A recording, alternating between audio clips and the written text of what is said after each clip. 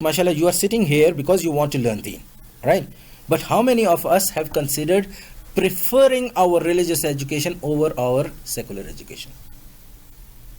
If this time there was a university class, would you be sitting here?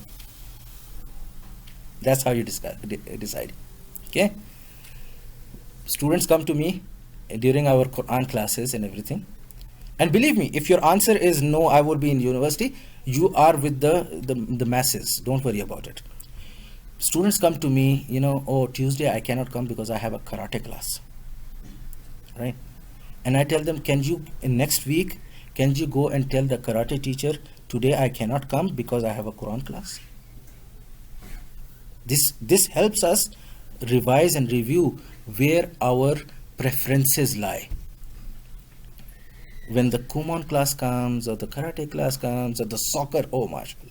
Soccer cannot be left out because the league, you pay a big chunk of money and everything in it, right? And then you have the skates, and then you have all the passion is there, right? So now you are at an age that you have to start asking yourself these questions. Are you preferring your deen over your secular education, your dunya, or are you preferring dunya over your deen, right? Deen will only come to you when you learn it. Okay? And إنما العلم بالتعلم إنما الفقه بالتفقه أو كما قال عليه الصلاة والسلام. Ilm is only when you learn it, and faqaha of deen, understanding of deen, is only when you employ yourself in learning it. من يرد الله خيرا يفقه في الدين. That whoever Allah intends good for the person, then He grants him the understanding of deen. So you are, if you're choosing, no, along with my regular education, I'm going to continuously start learning my religion, right, in a proper way, that I am going to be sitting at the feet of a sheikh and learn from him, then believe me, you will only get the nuraniyat of Allah subhanahu wa ta'ala, nothing else, right? And I mentioned yesterday we have another fiqh crash course for January and February at my center. I explained to them that what you want to learn as a talib ilm, the reason why you are the talib ilm, right? Because the talab is by you. Talab is by you, and ustaz or the teacher sits here. It's not his grandeur that he's going to be giving you that hulum. It's a transaction, a connection between a talib ilm and Allah subhanahu wa ta'ala. Allah subhanahu wa ta'ala is going to make the teacher a sabab, a means of relaying that nur to you. So if you learn a concept of religion through me, it's not my bigness. It's not my might. No. It is your desire was so pure that Allah made that talab to go through, that you understood it through me. This is how it's going to be. So if the desire is not going to be there, just imagine I have 3 students sitting in front of me, all of them are like this, right? Then I'm going to be like this.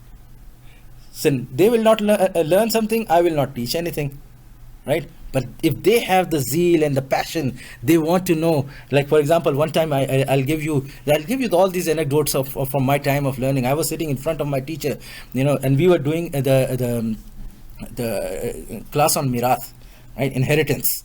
Okay, now inheritance is very for a person with a mathematic mind, he is very, very interested. For a person who is not interested in fractions and all these things like multiplication and divisions, he is going to be like, oh man, what's happening? That's why I chose education.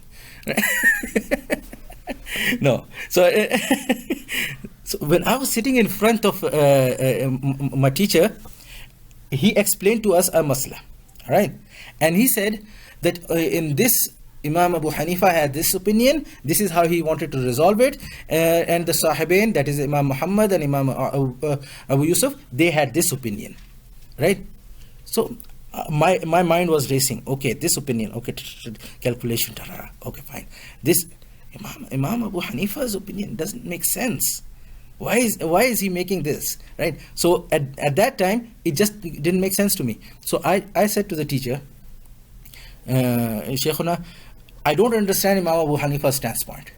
Why is he doing like this, right? It does not sit right with all the usuls and everything.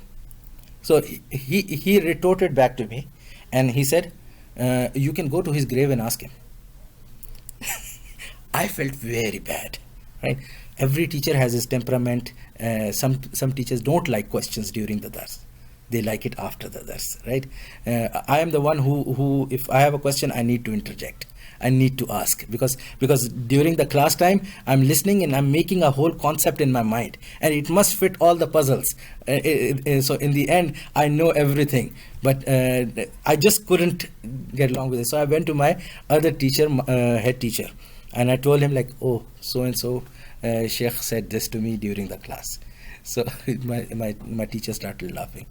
So he said, don't worry, look for the answer yourself in the books, right? If you don't find it within 1 week, then come to me and I'll explain it to you, right? So sometimes it's the talab, that's going to bring about what's going to be on your paper, inshallah.